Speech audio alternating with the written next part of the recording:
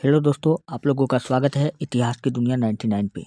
दोस्तों, आज मैं आपको बिहार डीएलएड एंट्रेंस एग्ज़ाम जो आपका 2025 में होगा, उन एग्ज़ाम में जो भी प्रश्न पूछे जाते हैं मोस्ट वीवीआई प्रश्न इस वीडियो में बताया जाएगा। तो चलिए हम लोग वीडियो को स्टार्ट करते हैं। पहला प्रश्न आपके सामने में है, नैनार संत किसके उपासक थे? दोस्तों, जो नैनार संत थे वो भगवान शिव के उपासक हुआ करते थे, अर्थात भगवान शिव का भक्ति किया करते थे। तो इस प्रश्न का राइट आंसर क्या हो जाएगा? ऑप्शन नंबर बी हो जाएगा। अब आपसे क्वेश्चन पूछेगा कि नैनार संतों की संख्या कितना था? दोस्तों, नैनार संतों की जो संख्या था वो कितना था? 63 था। कितना था? 63 था। आपको ये बात याद रखना है। अच्छा, नैनार जो हुआ करता था दोस्तों, यह तामिल हिंदू संत था। नैनार कौन था? यह तामिल हिंदू संत था। तामिल हिंदू संत था। और एक होता है नैनार और एक होता है दोस्तों अलवार। क्या होता है? अलवार। दोस्तों, जो अलवार होता है ये भगवान विष्णु का पूजा करता है। किसका पूजा करता है? ये भगवान विष्णु का पूजा करता है। अलवार संत का संख्या पूछेगा कितना है, तो टोटल दोस्तों 12 है। कितना है? 12 है। आपको ये बात याद रखना है। ब से विष्णु, व से 12 आपको याद रखना है। कौन? अलवार संतों की संख्या। नैनार पूछे तो 63। चलिए बढ़ते हैं नेक्स्ट। अगला प्रश्न आपके सामने में है। नेक्स्ट है, परमाणु के नाभिक में उपस्थित होते हैं। दोस्तों, परमाणु के नाभिक में क्या उपस्थित होता है? हमको पता है कि परमाणु के नाभिक में क्या होता है? प्रोटॉन और न्यूट्रॉन होता है। हमको पता है कि किसी भी कक्षा में दोस्तों प्रोटॉन और न्यूट्रॉन होता है, और इलेक्ट्रॉन दोस्तों इस कक्षा के चारों ओर क्या करता है? चक्कर लगाता है। यही तो हम बचपन से पढ़ते आ रहे हैं। तो इलेक्ट्रॉन क्या करता है? कक्षा का चक्कर लगाता है। तो आपका राइट आंसर क्या हो जाएगा? ऑप्शन नंबर ए हो जाएगा। परमाणु के नाभिक में क्या होता है? प्रोटॉन और न्यूट्रॉन होता है। और क्वेश्चन पूछेगा कि नाभिक का खोज किसने किया था? तब आपको क्या बताना है? रदरफोर्ड। कौन किया था? रदरफोर्ड किया था। चलिए बढ़ते नेक्स्ट। अगला प्रश्न आपके सामने में है, सार्क का अस्थाई सचिवालय कहाँ पर स्थित है? तो सबसे पहले हम लोग जानते हैं कि सार्क का स्थापना कब हुआ था। तो सार्क का स्थापना बच्चों 8 दिसंबर 1985 को हुआ था। कब हुआ था? 8 दिसंबर 1985 को हुआ था सार्क का स्थापना। सार्क का स्थापना क्यों किया गया था? अगर साउथ एशिया में दोस्तों कोई भी विपत्ति आ जाएगा तो ये सब देश मिल करके इसका निपटारा करेगा। सार्क में पूछेगा कितना देश शामिल है? टोटल 8 देश शामिल है। कितना देश शामिल है? तो 8 देश शामिल है। उन 8 देश का अगर मैं आपको नाम बताऊं, आपको ट्रिक याद रखना है, स्पिन बॉम्ब। क्या याद रखना है? Spin bomb. SPINBAMB, spin bomb. S से श्रीलंका, पी से पाकिस्तान, आई से इंडिया, एन से नेपाल, बी से बांग्लादेश, ए से अफगानिस्तान, एम से मालदीव, बी से भूटान। तो यही 8 देश हैं जो सार्क के संस्थापक देश हैं। आपको ये बात याद रखना है। अगर क्वेश्चन पूछेगा कि सार्क का पहला सम्मेलन कहाँ हुआ था, तो बच्चों सार्क का जो पहला सम्मेलन हुआ था, आपको याद रखना है, बांग्लादेश की राजधानी ढाका में हुआ था। कहाँ हुआ था? सार्क का पहला सम्मेलन कहाँ हुआ था? बांग्लादेश की राजधानी ढाका में हुआ था। चलिए बढ़ते हैं नेक्स्ट। अगला प्रश्न आपके सामने में है, शिवाजी का उत्तराधिकारी कौन था? शिवाजी का उत्तराधिकारी भैया कौन था? तो शिवाजी का जो उत्तराधिकारी था वो कौन थे? संभाजी महाराज थे। तो ऑप्शन नंबर डी क्या हो जाएगा? बिल्कुल राइट हो जाएगा। दोस्तों, अभी हाल ही में महाराष्ट्र में दोस्तों एक जगह है औरंगाबाद। कौन जगह है? औरंगाबाद, जो औरंगजेब के नाम पर था। अब इनको बदल करके दोस्तों अब इस जगह का नाम क्या रख दिया गया है? छत्रपति शिवाजी नगर। क्या रख दिया गया है? छत्रपति शिवाजी नगर। हाँ, नहीं, छत्रपति संभाजी नगर।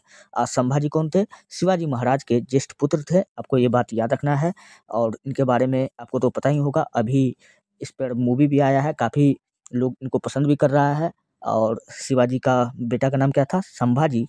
आपने इसके बारे में जरूर सुना होगा। देश धर्म पर मिटने वाला शेर शिवा का लाला था, महापराक्रमी परम प्रतापी एक ही शंभू राजा था। चलिए बढ़ते नेक्स्ट। अगला प्रश्न आपके सामने में है, लॉर्ड विलियम बेटिक ने सती प्रथा को अवैध घोषित किस वर्ष किया था? तो लॉर्ड विलियम बेटिक ने सती प्रथा को जो अवैध घोषित किया था वो कब किया था? 1829 ईस्वी में। अब किसकी सहायता से किया था? तब आपको बताना है राजा राम मोहन राय। क्या बताना है? राजा राम मोहन राय। और राजा राम मोहन राय का दोस्तों एक भाई था जिसका नाम था जगमोहन राय। क्या नाम था? जगमोहन। तो जब इनकी पत्नी जब मर जाती है तो इनकी भाभी को दोस्तों क्या किया जाता है? सती होना पड़ता है, इनको जिंदा जला दिया जाता है, जिसके बाद राजा राम मोहन राय ने इस सती प्रथा का विरोध किया और लॉर्ड विलियम बेंटिक की सहायता से भारत में 1829 में सती प्रथा को क्या कर दिया, बैन कर दिया। इस प्रकार इस प्रश्न का राइट आंसर क्या हो जाएगा, ऑप्शन नंबर सी हो जाएगा। चलिए बढ़ते हैं नेक्स्ट, अगला प्रश्न आपके सामने में है,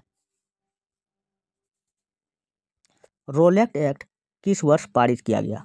दोस्तों रोलेट एक्ट पूछ रहा है, तो यह 1919 में पारित किया गया था। रोलेट एक्ट कब पारित हुआ, 1919 में। और रोलेट एक्ट को दोस्तों हम लोग क्या कहते हैं, काला कानून कहते हैं। क्या कहते हैं, काला कानून भी कहते हैं। और इसको हम लोग क्या कहते हैं, बिना अपील बिना दलील का कानून भी कहते हैं। और रोलेट एक्ट का विरोध पूछेगा कौन कर रहा था, तो दो व्यक्ति का आपको नाम याद रखना है, डॉक्टर सत्यपाल और सैफुद्दीन किचलू। ये दोनों किसका विरोध कर रहा था, रोलेट एक्ट का कर रहा था। चलिए, और इस एक्ट में क्या होता था, सिर्फ शक के आधार पर किसी भी भारतीय को पकड़कर जेल में डाल दिया जाता था। और इसके खिलाफ आप ना तो कहीं वकील कर सकते हैं, ना कहीं दलील कर सकते हैं। इसलिए इस कानून को क्या कहा गया, बिना वकील बिना दलील का कानून भी कहा गया है। चलिए बढ़ते नेक्स्ट, अगला प्रश्न आपके सामने में है, लोधी वंश के संस्थापक कौन था। दोस्तों लोधी वंश का जो संस्थापक था वो कौन था, बकलोल लोधी, सॉरी बकलोल नहीं, Bahlol Lodhi. Option number D क्या हो जाएगा, बिल्कुल राइट हो जाएगा। और ये लोधी वंश का पूछेगा कि महाशक्तिशाली परम प्रतापी शासक कौन था, तब आपको बताना है इब्राहिम लोधी। सबसे शक्तिशाली शासक कौन था, इब्राहिम लोधी। और इब्राहिम लोधी को हरा करके दोस्तों बाबर गद्दी पर बैठा। तो आपको याद रखना है कि मुगल वंश जो था किस वंश को हरा करके गद्दी पर बैठा, तो लोधी वंश को हरा करके गद्दी पर बैठा। और लोधी वंश का अंतिम शासक किसको हरा कर गद्दी पर बैठा, तो इब्राहिम लोधी को हरा करके गद्दी पर बैठा था। आपको ये बात याद रखना है। अच्छा, एक नाम यहाँ है सिकंदर लोधी, इसे याद रखना है, इन्होंने आगरा शहर को बसाया था। क्वेश्चन पूछेगा कि आगरा शहर को कौन बसाया था, तब आपको क्या बताना है, सिकंदर लोधी बताना है। नेक्स्ट अगला प्रश्न आपके सामने में है, पिन का पूर्ण रूप क्या होता है। पिन PIN, P से होता है पोस्टल, I से होता है इंडेक्स, N से होता है नंबर। तो हम लोग कह सकते हैं postal index number. Option number A बिल्कुल राइट होगा। नेक्स्ट अगला प्रश्न आपके सामने में है, सुमात्रा द्वीप कहाँ पर स्थित है। दोस्तों सुमात्रा द्वीप जो है वो कहाँ स्थित है, तो इंडोनेशिया में है। कहाँ है, इंडोनेशिया में। तो इस प्रश्न का राइट आंसर क्या हो जाएगा, ऑप्शन नंबर सी बिल्कुल राइट हो जाएगा। अच्छा, इंडोनेशिया की राजधानी पहले जकार्ता हुआ करता था। कहाँ हुआ करता था, जकार्ता हुआ करता था। लेकिन अभी इंडोनेशिया की राजधानी कहाँ है, तो आपको याद रखना है नुसंतारा। क्या है, बदल गया है, अब क्या हो गया है, नुसंतारा। अच्छा, इंडोनेशिया पूछेगा किस चीज़ में आगे है, तो आपको बताना है कि विश्व में सर्वाधिक नारियल का उत्पादन पूछेगा कहाँ होता है, तो इंडोनेशिया में होता है नारियल का उत्पादन सर्वाधिक। भारत में पूछेगा नारियल का उत्पादन कहाँ होता है, तो केरल में होता है। विश्व में पूछेगा तो आपको क्या बताना है, इंडोनेशिया में सर्वाधिक होता है।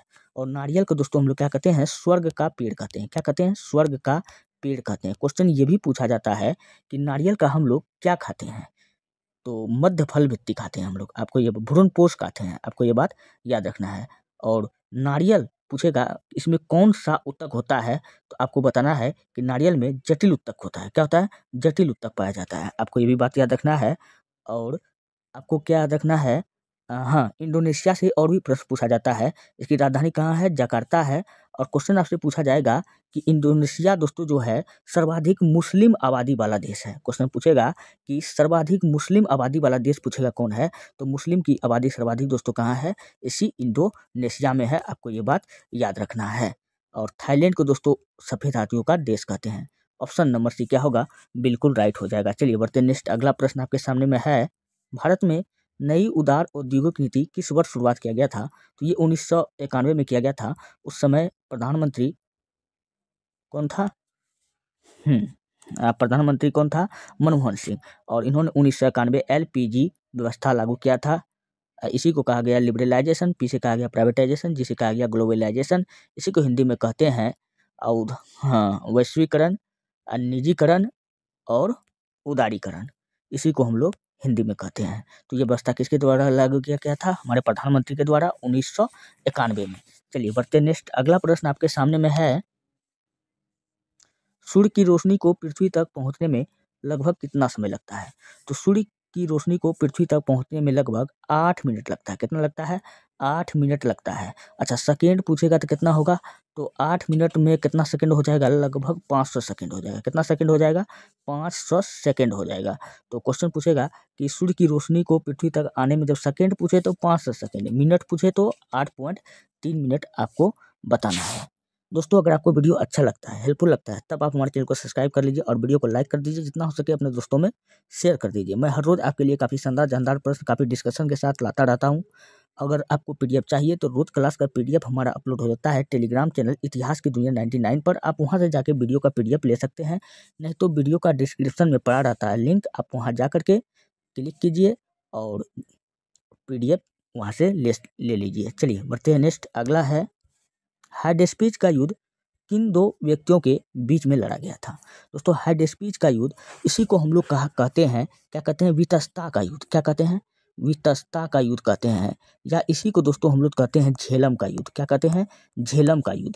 अच्छा, अब हाइडेस्पीच का युद्ध को हम लोग झेलम का युद्ध क्यों कहते हैं? क्योंकि दोस्तों ऋग्वेद में झेलम को दोस्तों हम लोग क्या कहते हैं? हाइडेस्पीच कहा गया है, इसलिए वितस्ता कहा गया है, इसलिए इसको हम लोग वितस्ता का युद्ध कहते हैं। क्योंकि यह युद्ध झेलम नदी पर हुआ था, तो इसलिए हम लोग इसको क्या कहते हैं? झेलम का युद्ध भी कहते हैं।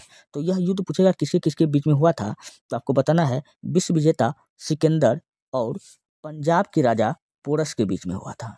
अब किताब कहता है कि इसमें पोरस की हार हुई और सिकंदर की जीत हुई। तो सिकंदर इसमें जीता था और पोरस हार गया था। तो ऑप्शन नंबर ए क्या होगा? बिल्कुल राइट हो जाएगा।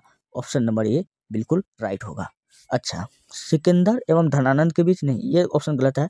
चंद्रगुप्त मौर्य और सेल्यूकस निकेटर, हाँ, चंद्रगुप्त मौर्य और सेल्यूकस निकेटर के बीच में दोस्तों एक युद्ध हुआ था। कब हुआ था? 305 में हुआ था। आपको याद रखना है कि इस युद्ध में दोस्तों सिकंदर के सेनापति था कौन? Seleucus Nicator. इसको हरा दिया था कौन? चंद्रगुप्त मौर्य हरा दिया था चाणक्य की सहायता से। आपको ये बात याद रखना है। और हराने के बाद में दोस्तों क्या होता है कि सेल्यूकस निकेटर ने इनको 4 एरिया गिफ्ट कर देता है। एरिया, अराकोसिया, जेंडोसिया, पेरिपनिस्ता, यही 4 एरिया गिफ्ट करता है। तो बदले में चंद्रगुप्त मौर्य इन्हें लेने से मना कर देता है। आपको ये बात याद रखना है। तो 500 हाथी गिफ्ट कर देता है। कौन कर देता है?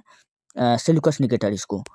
और जब ये भी नहीं लेता है तब जाकर के एक दार्शनिक भेज देता है मेगास्थनीज को। आपको याद होगा। तो क्वेश्चन आपसे पूछा जाता है कि चंद्रगुप्त मौर्य के दरबार में कौन सा यूनानी व्यक्ति भारत आया था? तो आपको क्या बताना है? मेगास्थनीज आया था। चलिए बढ़ते हैं नेक्स्ट। अगला प्रश्न आपके सामने में है, प्रथम विश्व युद्ध की सीमा क्या है? प्रथम विश्व युद्ध की सीमा, प्रथम विश्व युद्ध कब हुआ था? 1914 से 1918 तक चला था। लगभग 4 वर्ष तक चला था। कितना वर्ष तक चला था? 4 वर्ष तक चला था। और पूछेगा टोटल कितना देश ने भाग लिया? तो 8 में से 1 घटा दीजिए 7 हो जाएगा, और 4 में से 1 घटा दीजिए 3 हो जाएगा। तो लगभग 37 देश ने भाग लिया था प्रथम विश्व युद्ध में। और प्रथम विश्व युद्ध का कारण पूछेगा क्या होगा? तो प्रथम विश्व युद्ध का जो कारण था, तो इसका कारण क्या था? इसका कारण था ऑस्ट्रिया के राजकुमार आर्कड्यूक फर्डिनेंड, आर्कड्यूक फर्डिनेंड का हत्या। सिजवा में इनका क्या हो जाता है? हत्या हो जाता है, जिनके कारण ही दोस्तों क्या हो जाता है? प्रथम विश्व युद्ध शुरू हो जाता है। तो ऑप्शन नंबर सी इस प्रश्न का राइट आंसर होगा। चलिए बढ़ते नेक्स्ट। अगला है, काबुई जनजाति का संबंध किस राज्य से है? काबुई जनजाति किस राज्य में पाया जाता है? तो काबुई जनजाति मणिपुर में पाया जाता है। कहाँ पाया जाता है? मणिपुर में पाया जाता है। अच्छा, और भी मणिपुर में जनजाति पाया जाता है। क्वेश्चन पूछेगा अंगामी, अंगामी जनजाति या काबुई जनजाति, या अगर आपसे पूछ लेगा कि कोम जनजाति, तो आपको क्या बताना है? मणिपुर बताना है। ये सब कहाँ पाया जाता है? मणिपुर में। अच्छा, अरुणाचल प्रदेश प्रदेश में का जनजाति पूछेगा तो आपको बताना है मिसमी। क्या बताना है? मिसमी, डाभरा, डाभरा और आभोर। मिसमी, डाभरा, आभोर, ये जनजाति कहाँ पाया जाता है? अरुणाचल प्रदेश में पाया जाता है। आपको ये बात याद रखना है। नागालैंड में पूछेगा क्या पाया जाता है? नागालैंड में कौन कौन जनजाति पाया जाता है? नागा, कचारी, कुकी। नागा, कचारी, कुकी, जैसे मैं याद रखता हूँ वैसे आप भी याद रखिए। ये कहाँ पाया जाता है? नागालैंड में पाया जाता है। तो ऑप्शन नंबर ए क्या होगा? इस प्रश्न का ऑप्शन नंबर बी क्या होगा? बिल्कुल राइट, मणिपुर इस प्रश्न का राइट आंसर होगा।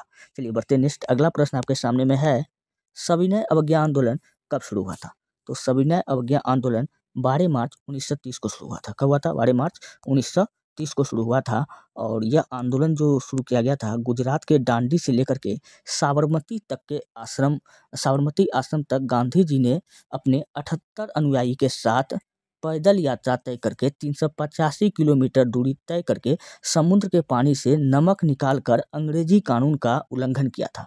और हाँ, और कहा था कि मैं इस आश्रम में तभी कदम रखूंगा जब मैं समुद्र के पानी से नमक बना लूंगा। और नमक यात्रा के दौरान ही गांधी जी को 23वें या 24वें दिन गिरफ्तार कर लिया जाता है। आपको बताना है, क्वेश्चन आपसे पूछा जाता है कि तब तब सविनय अवज्ञा आंदोलन को कौन पूरा किया था? जब गांधी जी गिरफ्तार हो गया था तब आपको क्या बताना है? तब आपको बताना है अब्बास तैयब जी। क्या बताना है? अब्बास तैयब जी ने बागडोर संभाला था गांधी जी जब गिरफ्तार हुए थे तब। चलिए बढ़ते नेक्स्ट, अगला प्रश्न है, मुस्लिम लीग ने भारत विभाजन की मांग किस वर्ष की थी? तो मुस्लिम लीग ने भारत विभाजन की मांग 1940 में किया था। कब किया था? 1940 में किया था। अब बात करते हैं थोड़ी सी मुस्लिम लीग के बारे में। तो मुस्लिम लीग का जो स्थापना पूछेगा कब हुआ था? तो 1905 में हुआ था। कहाँ हुआ था? बांग्लादेश की राजधानी ढाका में हुआ था। चलिए बढ़ते हैं नेक्स्ट, अगला प्रश्न आपके सामने में है, राष्ट्रपति किस अनुच्छेद के तहत दो एंग्लो इंडियन को लोकसभा में मनोनीत करते हैं? तो राष्ट्रपति आर्टिकल 331 के तहत दो एंग्लो इंडियन को लोकसभा में मनोनीत कर सकते हैं।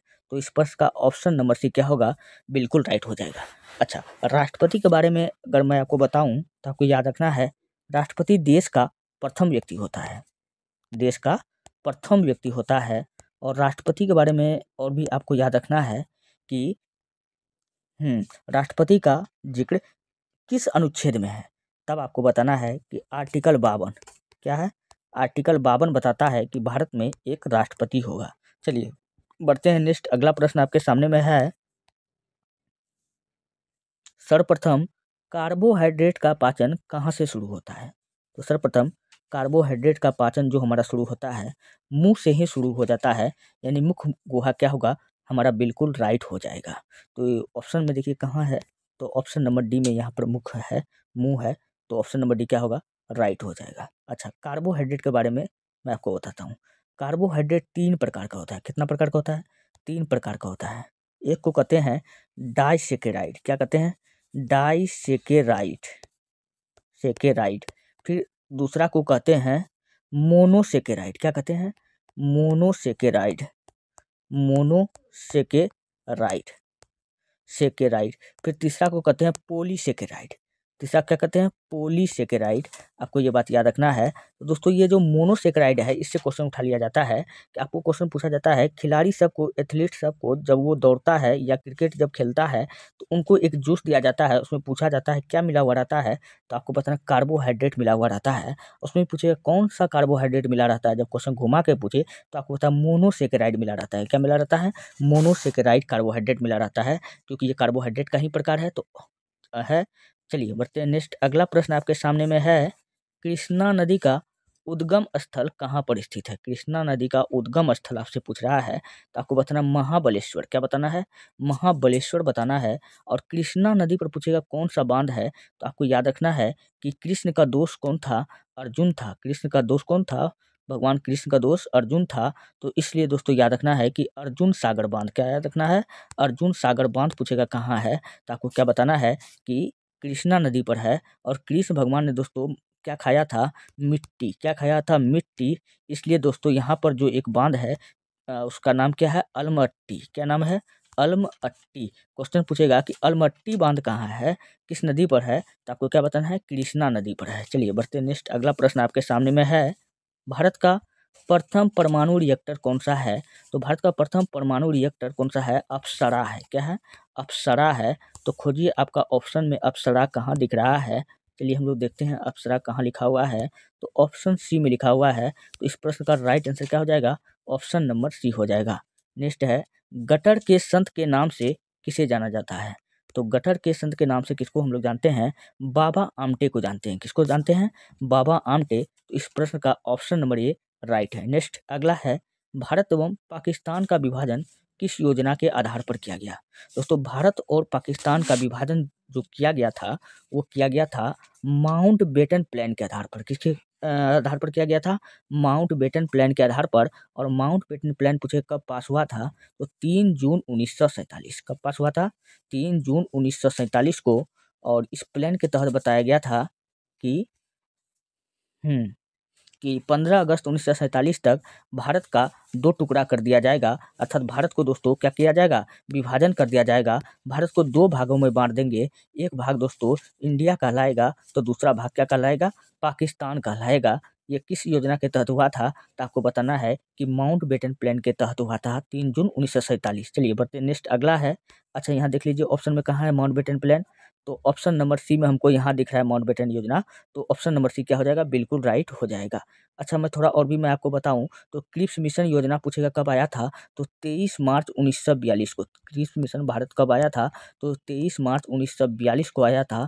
सर स्टेफोर्ड क्रिप्स के नेतृत्व में आया था। अच्छा, कैबिनेट मिशन दोस्तों, कैबिनेट मिशन पूछेगा कि कैबिनेट मिशन इसका स्थापना कब हुआ था, तो आपको बताना 19 फरवरी 1946 को हुआ था। कब हुआ था, 19 फरवरी 1946। और कैबिनेट मिशन के तहत ही दोस्तों हमारा संविधान बना था, तो आपको ये बात याद रखना है, कैबिनेट मिशन के तहत हमारा संविधान बना था। और कैबिनेट मिशन के बारे में याद रखना है कि यह 1946 में भारत आया, और इसका नेतृत्वकर्ता पूछेगा कौन था, तो इंग्लैंड के प्रधानमंत्री क्लेमेंट एटली ने, कौन था, क्लेमेंट एटली था। और इसमें 3 लोग शामिल था, आपको तीनों लोग का नाम याद रखना है। पैथिक लॉरेंस, क्या याद रखना है, पैथिक लॉरेंस याद रखना है, पैथिक लॉरेंस। और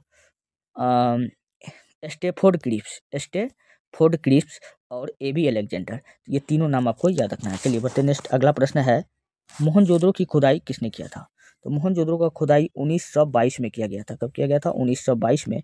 आर.डी. बनर्जी यानी राखल दास बनर्जी, ऑप्शन बिल्कुल राइट हो जाएगा। और दयाराम साहनी ने किसका किया था, 1921 में इन्होंने हड़प्पा का खोज किया था। किसका खोज किया था, हड़प्पा, जो कि रावी नदी पर है। कहाँ है, रावी नदी पर है, आपको ये बात याद रखना है। और मोहनजोदड़ो का पूछेगा अर्थ क्या होता है, तो मृतकों का टीला होता है। क्या होता है, मृतकों का टीला होता है। मोहनजोदड़ो पूछेगा कि किस भाषा का शब्द है, तो आपको बताना ये सिंधी भाषा का शब्द है। किस भाषा का शब्द है, यह सिंधी भाषा का शब्द है। चलिए बढ़ते नेक्स्ट अगला प्रश्न आपके सामने में है, सिकंदर ने भारत पर कब आक्रमण किया था, तो आपको याद रखना 3 दूना 6 यानी 326 ईस्वी में। कब किया था, 326 ईस्वी में। ऑप्शन खोजिए कहाँ है 3 दूना 6, तो ऑप्शन नंबर 1 ए में दिख रहा है कि 3 दूना 6, 3 दू 6 यानी 326 ईस्वी, बिल्कुल राइट हो जाएगा सिकंदर का आक्रमण। अब क्वेश्चन ये भी पूछा जाता है कि जब सिकंदर ने भारत पर आक्रमण किया था, उस समय भारत में कौन सा वंश चल रहा था। दोस्तों उस समय जो वंश चल रहा था, नंद वंश चल रहा था। कौन चल रहा था, नंद वंश। और नंद वंश का अंतिम राजा उस समय राज कर रहा था, कौन कर रहा था, धनानंद। कौन कर रहा था, धनानंद कर रहा था। आपको ये बात याद रखना है, ये प्रश्न पूछा हुआ था। और सिकंदर को कौन हराया था, विश्व विजेता सिकंदर, वो भारत में आकर के हार गया था। किससे हार गया था, चंद्रगुप्त मौर्य से हार गया था। इन्हीं का सेनापति का नाम क्या था, सेल्यूकस नाम था। क्या नाम था, सेल्यूकस नाम था। आपको ये बात याद रखना है। चलिए बढ़ते नेक्स्ट अगला प्रश्न आपके सामने में है, हुमायूं का मकबरा कहाँ पर स्थित है, तो हुमायूं का मकबरा कहाँ है, दिल्ली में है। कहाँ है, दिल्ली में है। ऑप्शन नंबर बी क्या होगा, बिल्कुल राइट हो जाएगा।